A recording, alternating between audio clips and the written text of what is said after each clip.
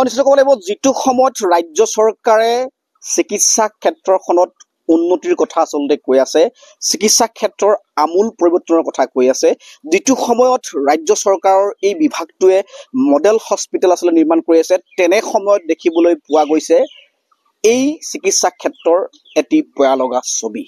আৰু মই বৰ্তমান উপস্থিত আছো আমগুৰি যিখন সামূহিক চিকিৎসালয়, আৰু এই সামূহিক চিকিৎসালয়খনত দেখিবলৈ পোৱা গৈছে বাৰিষাৰ আচলতে বতৰৰ যিহেতু নিশ্চয় ক'ব লাগিব, আৰু বাৰিষাৰ বতৰত নিতৌ এই লেবাৰ ৰুমটোতে পানী পৰা দেখিবলৈ পোৱা গৈছে। ইয়াত আচলতে যেনে ধৰণৰ ডক্তৰ ইয়াত থাকিব লাগে, কিন্তু সেই ডক্তৰ ইয়াত অভাৱ দেখিবলৈ পোৱা গৈছে। যদি ইয়াত লেবাৰ ৰুম আছে, এজন গাইনীৰ ডক্তৰ ইয়াত আচলতে অভাৱ বুলি ইতিমধ্যে ইয়াত অভিযোগ উপস্থাপন হৈছে। আচলতে ক'ব লাগিব দীৰ্ঘদিন ধৰি ইয়াত আচলতে বিভিন্ন ধৰণৰ চিকিৎসকৰ ইয়াত অভাৱৰ এক অভিযোগ। ৰাজ্য চৰকাৰখনে ঢাক ঢোল বজাই আছে যে স্বাস্থ্য খণ্ডত আচলতে আমূল প্ৰয়োজন হৈছে, তেনে সময়ত কিন্তু এই চিকিৎসালয়খনতে দেখিবলৈ পোৱা গৈছে কেতবোৰ। মোৰ লগত জাতীয় সংগঠনৰ বিষয়ববীয়া আছে, মই তেখেতলোকৰ সৈতে পোনে পোনে কথা বতৰা পাতি মোৰ লগত বিৰাচিত সেনাৰ উদয়াদিত্য বৰা আছে, মই তেওঁৰ ওচৰলৈ যাম। আচলতে ৰাজ্য চৰকাৰখনে স্বাস্থ্য ক্ষেত্ৰখনৰ আচলতে আমূল পৰিৱৰ্তনৰ কথা কৈছে, আৰু আমগুৰি যিখন CHC ইয়াতে প্ৰায় 50খনৰো অধিক আচলতে গাঁৱৰ যিসমূহ ৰোগী এই CHC খনৰ ওপৰত নিৰ্ভৰশীল, কিন্তু ইয়াত কিন্তু কেতবোৰ দেখিবলৈ পোৱা গৈছে বিসংগতি। কি ক'ব আৰু কেনেকুৱা ধৰণৰ বিসংগতি দেখা দিছে? আচলতে প্ৰথম কথা ক'বলৈ গ'লে আজি বিজেপি চৰকাৰ হিমন্ত বিশ্ব নেতৃত্বাধীন আচলতে যিখন চৰকাৰ আচলতে স্বাস্থ্য খণ্ডৰ নামত আচলতে স্বাস্থ্য খণ্ডৰ উন্নতি হৈছে বুলি আচলতে ঢাক ঢোল বজাই কেৱল মাত্ৰ মডেল হস্পিটেল নিৰ্মাণ কৰি কেৱল মাত্ৰ মানুহক দেখুৱাবলৈ বিচাৰিছে। তেওঁলোকে আচলতে স্বাস্থ্যৰ খণ্ডৰ মূল উন্নতি তেওঁলোকে কৰিবই বিচৰা নাই। আপুনি আজিও দেখিব পাৰে নতুন নতুন যিসমূহ মডেল হস্পিটেল গঠন হৈছে বা নিৰ্মাণ হৈ গৈছে, তাত দেখিব দুজন বা এজন ডক্তৰ আছে। আৰু আমাৰ এই আমগুৰি যি হস্পিটেল, এই আমগুৰি হস্পিটেলৰ অৱস্থা বৰ্তমান একেবাৰে পুতৌজনক। ইমানে পুতৌজনক অৱস্থা যে আচলতে ইয়াত আল্ট্ৰাচাউণ্ডৰ মেচিন আছে। যোৱা কেইবা বছৰ ধৰি আল্ট্ৰাচাউণ্ডৰ মেচিন ইয়াত বন্ধ হৈ আছিলে, কিন্তু শেহতীয়াকৈ আল্ট্ৰাচাউণ্ড ইয়াত কৰিবলৈ লৈছে যে সপ্তাহত মাত্ৰ এদিনেই কৰে। আৰু তাতোতকৈ ডাঙৰ কথা আছে, আমগুৰি যি হস্পিটেল আছে, ইয়াত যি গাইনী ৰুম আছে বা যি প্ৰসূতি ৰুম আছে আৰু বেবী ৰুম আছে, এই বেবী ৰুমত পানী পৰি আচলতে তাত সোমাব নোৱাৰা অৱস্থা সৃষ্টি হৈ আছে। আৰু আমি ভিতৰৰ আচলতে বহুকেইটা ৰুমতে আচলতে পানী পৰে মানে ইমান বেছিকৈ পানী পৰে যে আচলতে ডক্তৰ তাত থাকিবলৈ জেগা নাইকিয়া অৱস্থা হৈছে। গতিকে এই হিমন্ত বিশ্ব শৰ্মা নেতৃত্বাধীন বিজেপি চৰকাৰে এই যি স্বাস্থ্য খণ্ডৰ উন্নতি ঢাক ঢোল বজাই আছে, সেয়া বন্ধ কৰক, আৰু অতি শীঘ্ৰে আমি এই আমগুৰি যি CHC চেণ্টাৰ আছে, আমি এই হস্পিটেলখন উন্নয়ন কৰিবলৈ আমি বিৰাচিত সেনাৰ তৰফৰ পৰা তথা আমগুৰিবাসী দল সংগঠনৰ তৰফৰ পৰা আমি অতি শীঘ্ৰে দাবী জনাইছো। আৰু শীঘ্ৰে এই হস্পিটেলখন মেৰামতি কৰাৰ লগতে ইয়াত আমি বৰ্তমান মাত্ৰ 3জনহে ডক্তৰ আছে, যিহেতু আমগুৰি হস্পিটেলখন এটা বৃহৎ এৰিয়া ভিত্তিক হস্পিটেল, আৰু সেয়েহে আমি ইয়াত নতুন ডক্তৰ নিযুক্তি দাবী জনাইছো, আৰু এজন গাইনী স্পেচিয়েলিষ্ট আৰু এজন আল্ট্ৰাচাউণ্ড কৰা আমি ইয়াত ব্যক্তি দিবৰ বাবে আমি বিৰাচিত সেনাৰ তৰফৰ পৰা আমি দাবী জনাইছো। যিটো সময়ত আচলতে এখন CHC ইয়াতে থকাৰ পিছতো ইয়াত পৰ্যাপ্ত পৰিমাণৰ চিকিৎসকৰ অভাৱ বুলি ক'ব লাগিব।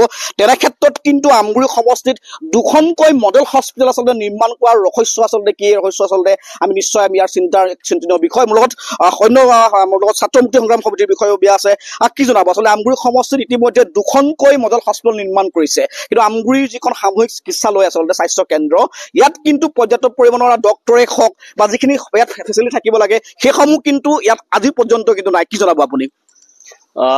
চাওক, আচলতে আমি দীৰ্ঘদিনৰ পৰা ছাত্ৰ মুক্তি সংগ্ৰাম সমিতিৰ লগতে আমগুৰি যিসমূহ জাতীয় জনগোষ্ঠীয় দল সংগঠন আছে, সকলোৱে আমি স্বাস্থ্য বিভাগক আমি জনাই আহিছিলো যে আমগুৰি যিখন সামূহিক স্বাস্থ্য কেন্দ্ৰ, এই স্বাস্থ্য কেন্দ্ৰখনলৈ আমাৰ দাঁতিকাষৰীয়া অঞ্চলসমূহৰ পৰা প্ৰায় 50খন গাঁৱৰ ৰাইজে আচলতে ইয়ালৈ চিকিৎসাৰ বাবে আহে। আৰু আমাৰ এই সমগ্ৰ অঞ্চলটোৰ ভিতৰত একমাত্ৰ এখন চিকিৎসালয় আমগুৰি চিকিৎসালয়, আৰু যিখন চিকিৎসালয় আজিৰ তাৰিখত এটা পুতৌ লগা অৱস্থালৈ পৰিণত হৈছে। ইয়াতে ডক্তৰৰ অভাৱ, ইয়াতে আল্ট্ৰাচাউণ্ডৰ মেচিন আচলতে ইয়াত থকাৰ পিছতো ইয়াৰ পৰা লৈ যোৱা হৈছিলে, আকৌ পিছত বিভিন্ন জাতীয় দল সংগঠনৰ দাবীৰ প্ৰতি লক্ষ্য ৰাখি তেওঁলোকে আনিছে যদিও মাত্ৰ সপ্তাহত এদিনকৈ তেওঁলোকে আচলতে কৰিছে। আৰু ইয়াৰ যি আন্তঃগাঁথনিও ক'ব লাগিব যে একেবাৰে দুৰ্বল। ইয়াতে যিখন আচলতে তেওঁলোকৰ সমিতি থাকে, সেই সমিতিখনৰ আচলতে মূল মানুহজনেই হৈ গ'ল যি আমাৰ পূৰ্বৰ আমগুৰি সমষ্টিৰ যিজন বিধায়কজন খুদ সেই সমিতিখনৰ সভাপতি হৈ থকাৰ পিছতো ইয়াত আচলতে আন্তঃগাঁথনি খুব এটা পুতৌ লগা অৱস্থা। কিয়নো ইয়াত দেখিবলৈ পাইছো আমি চিকিৎসক নাৰ্ছসকলে আমাক জনাইছে যে চিকিৎসা কৰিবৰ বাবে আচলতে বাৰিষা দিনকেইটাত তেওঁলোকে চিন্তা কৰিবলগীয়া হয়, কিয়নো সকলো ফালে আচলতে পানী হৈ থাকে। কিন্তু তাৰ পিছতো চৰকাৰখনে আচলতে যিসমূহ আমাৰ ওচৰতে হালুৱাটিঙত এখন আৰু চামগুৰিত এখন যি মডেল হস্পিটেল তেওঁলোকে আচলতে বনাইছে, সেই কথাটো আমি ভাল পাইছো। কিন্তু এইটো কোৱা পৰিৱৰ্তে মানে তেওঁলোকে যি মানে স্বাস্থ্যকেন্দ্ৰ উন্নতিৰ কাৰণে আচলতে ডাঙৰ ডাঙৰ বিল্ডিংসমূহ বনাই আচলতে তেওঁলোকে দায়িত্ব সামৰিছে আৰু তাৰ ফলস্বৰূপে আচলতে আমি তাৰ দুৰৱস্থা কিন্তু আমি জনসাধাৰণে ভুগিব লগা হৈছে। আৰু কিয়নো এটা কথা ক'ব লাগিব, যিসমূহ আচলতে তেওঁলোকে মডেল হস্পিটেল বনাইছে, এই মডেল হস্পিটেল বিলাকলে আমগুৰি যিখন আমাৰ সামূহিক স্বাস্থ্য কেন্দ্ৰ আছে, ইয়াৰ যিসকল অভিজ্ঞ যিসকল ব্যক্তি, যিসকল আচলতে ফাৰ্মাচিষ্টে হওক বা যিসকল GNM হওক, ইয়াৰ পৰা আচলতে তেওঁলোকে তালৈ লৈ যোৱাৰ আমি দেখিবলৈ পালো। আৰু ইয়াৰ জৰিয়তে আচলতে এই আমগুৰি সামূহিক চিকিৎসালয়খন চৰকাৰখনে আচলতে বন্ধ কৰা তেওঁলোকে এটা চক্ৰান্ত চলাইছে নেকি, সেয়া আমাৰ সন্দেহ হৈছে। গতিকে আমি সম্পূৰ্ণ ছাত্ৰ মুক্তি সংগ্ৰাম সমিতিৰ তৰফৰ পৰা আমি দাবী উত্থাপন কৰিছো, কোনো কাৰণতে আমগুৰি এই সামূহিক স্বাস্থ্য কেন্দ্ৰখনৰ বন্ধ হবলৈ দিয়া নহব। আৰু ইয়াৰ বাবে আচলতে যদি ছাত্ৰ মুক্তি সংগ্ৰাম সমিতিয়ে ৰাইজৰ সহযোগত যি ধৰণে আচলতে আন্দোলন কৰিব লগা আন্দোলন কাৰ্যসূচী গ্ৰহণ কৰিবলৈ আমি বাধ্য হ'ম। মই কৈছো যে আচলতে মই প্ৰথম খবৰ দৰ্শকসকলক যদি মই সম্ভৱ হয় মই টেলিভিশ্যনৰ অন্যখন উইণ্ডত আচলতে মই দেখাবলৈ যত্ন কৰিম, আজিও আচলতে কিদৰে এই লেবাৰ ৰুম হওক বা আল্ট্ৰাচাউণ্ড ৰুমত কিদৰে পানী পৰি আছে, যদি সম্ভৱ হয় মই সেয়া দেখাবলৈ আচলতে যত্ন কৰিম। মোৰ লগত টাই আহোম ছাত্ৰ সন্থাৰ অঞ্চলত প্ৰতিনিধি আছে। কি জনাব, আজিও দেখিছে যে যদি ডক্টৰ থাকিব লাগে 4জন, আছে ইয়াত 3জন, কিন্তু তাৰে এজন আচলতে আপোনাৰ ডেপুটি ছুপাৰিণ্টেণ্ডেণ্টৰ তেখেতে আচলতে দায়িত্ব লৈ আছে, তেওঁ চিকিৎসাও কৰিব লাগে, তাৰপিছতে অফিচৰ গোটেই কামখিনি তেওঁ চাবলগীয়া হয়। কি ক'ব আপুনি? হয় চাওক, আমাৰ যিখন আমগুৰি সামূহিক স্বাস্থ্য কেন্দ্ৰ আছে, ইয়াত আপোনাৰ প্ৰায় 50খন গাঁৱৰ আপোনাৰ প্ৰতিদিনে 150কৈ ব্যক্তি ইয়াত আহে চিকিৎসা কৰিবলৈ। কিন্তু দেখা গৈছে যে আমগুৰি সামূহিক স্বাস্থ্য কেন্দ্ৰত যেনেধৰণৰ আচলতে আন্তঃগাঁথনি হ'ব লাগিছিলে তেনেধৰণে হোৱা নাই। আপোনাৰ প্ৰতিটো ৰুমত আচলতে লেবাৰ ৰুমত পানী পৰে, শিশু ৰুমত পানী পৰে, তাৰপিছত আপোনাৰ ইয়াত এজন গাইনী ডক্তৰ নাই, এজন শিশু চাইল্ড স্পেচিয়েলিষ্ট নাই। আপোনাৰ ইয়াত যিসকল ডক্তৰ আছে, নাৰ্ছ আছে, তেওঁলোকক কিন্তু দেখা গৈছে যে আমগুৰি ওচৰে পাজৰে যিসমূহ মডেল হস্পিটেল চৰকাৰখনে নিৰ্মাণ কৰিছে তালৈ ট্ৰেন্সফাৰহে দিছে। আমি চৰকাৰখনৰ যিহেতু তেখেতলোকে 2খনকৈ হস্পিটেল পুনৰ নিৰ্মাণ কৰিছে মডেল হস্পিটেল, তাক আমি আদৰণি জনাইছো, কিন্তু তাৰ লগত সমান্তৰালভাৱে আমগুৰি সামূহিক স্বাস্থ্য কেন্দ্ৰটো আচলতে আন্তঃগাঁথনি উন্নয়নৰ লগতে ইয়াত যিসকল ডাক্তৰ নাৰ্ছ আচলতে প্ৰয়োজন আছে তাক পূৰণ কৰিবলৈ আমি টাইম ছাত্ৰ সন্থাৰ পৰা দাবী জনাইছো।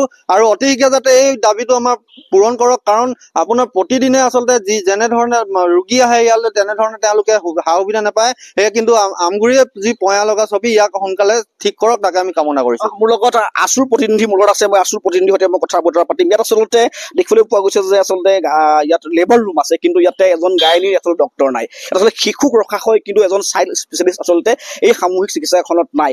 কি জনাব আচলতে আপুনি? সেইটো আচলতে অসমৰ স্বাস্থ্য খণ্ডৰ ফোপোলা চবটো উদঙাই দিছে। সেইটো শেহতীয়া কৰ্মকাণ্ড দেখুৱাই যায়। আজি যদি আপোনালোকে এই চিকিৎসালয়খনৰ যদি আন্তঃগাঁথনি চাই, ডাক্তৰসকলে থকা কোৱাৰ্টাৰসমূহ চাই, ত্ৰিপাল লগাই থৈছে। চৰকাৰখনে আন্তঃগাঁথনি উন্নয়ন কৰাৰ স্বাৰ্থত বা আন্তঃগাঁথনিৰ ক্ষেত্ৰত কোনো ধৰণৰ আজিলৈকে পুঁজি আবণ্টন দিয়া পৰিলক্ষিত হোৱা নাই, যাৰ পৰিপ্ৰেক্ষিতত আমাৰ এই আমগুৰি নগৰৰ মাজমজিয়াত থকা এই চিকিৎসালয়খন কেৱল আমগুৰি নগৰৰ বাবে নহয়, ওচৰৰ পাজৰত থকা গাঁওসমূহৰ বাবে, যোৰহাট জিলাৰ চেলেংহাটৰ পৰা আদি কৰি বিভিন্ন অঞ্চলৰ ৰাইজে এই চিকিৎসালয়খনত চিকিৎসা গ্ৰহণ কৰিবলৈ দৈনিক শ মানুহ ইয়াত গোট খাই থাকে চিকিৎসা গ্ৰহণ কৰিবলৈ। কিন্তু এই চিকিৎসালয়খনৰ উন্নয়নৰ ক্ষেত্ৰত স্বাস্থ্যমন্ত্ৰীগৰাকীয়ে সম্পূৰ্ণ পিঠি দি, বৰ্তমান যিগৰাকী মুখ্যমন্ত্ৰী স্বাস্থ্য বিভাগটো তেওঁৰ দায়িত্বত আছে, তেওঁ সম্পূৰ্ণভাৱে পিঠি দি ওচৰতে আমি দেখিবলৈ পাইছো হালুৱাটিঙৰ এখন চিকিৎসালয় নিৰ্মাণ কৰি উলিয়ালে, এখন চামগুৰি সামূহিক চিকিৎসালয়, চামগুৰি আদৰ্শ চিকিৎসালয় মুকলি কৰিলে। কিন্তু তাৰ তুলনাত কিন্তু আমগুৰি সামূহিক চিকিৎসালয়খনৰ যিটো উন্নয়ন কৰিব লাগিছিলে সেই উন্নয়ন কৰা নাই। আমি দেখিবলৈ পাইছো চিকিৎসকৰ সংখ্যা তেনেই কম, মাত্ৰ 3জন চিকিৎসকে গোটেই চিকিৎসালয়খন চলাই আছে।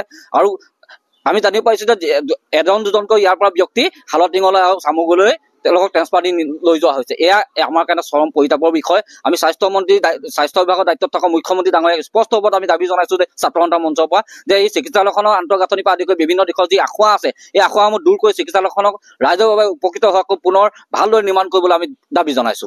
এয়া আছিল বিভিন্ন দল সংগঠনৰ প্ৰতিক্ৰিয়া। আৰু মই আমগুৰিৰ যিখন সামূহিক আচলতে চিকিৎসালয় আচলতে সেয়া মই আচলতে পৰিৱেশ মই দেখালো। আচলতে ইয়াত যথেষ্ট আন্তঃগাঁথনিৰ আচলতে প্ৰয়োজন আছে, চিকিৎসকৰ অভাৱ আছে, বিভিন্ন আচলতে অসুখ আচলতে ইয়াত দেখিবলৈ পোৱা গৈছে। আৰু এইসমূহ অসুখ দূৰ কৰাৰ ক্ষেত্ৰত ৰাজ্য চৰকাৰে হওক বা আৰু এই স্বাস্থ্য বিভাগটোৱে কেনেধৰণৰ গুৰুত্বপূৰ্ণ ভূমিকা গ্ৰহণ কৰিব। আৰু এটা কথা ক'ব লাগিব যে ৰাজ্য চৰকাৰখনৰ আচলতে যি সময়ত ঢাক ঢোল বজাই আছে যে স্বাস্থ্য খণ্ডৰ আমূল পৰিৱৰ্তন হৈছে, আচলতে এয়াই কিন্তু স্বাস্থ্য খণ্ডৰ পৰিৱৰ্তনৰ ছবি নেকি, এয়া এক ৰহস্য। আৰু কেনেধৰণে এই চিকিৎসালয়খনৰ পৰ্যাপ্ত পৰিমাণৰ চিকিৎসকে হওক, অন্য আচলতে বিষয়সমূহ ক্ষেত্ৰত কেনেধৰণে গুৰুত্ব প্ৰদান কৰিব, সেয়া কিন্তু পৰৱৰ্তী সময়ত লক্ষণীয় হ'ব।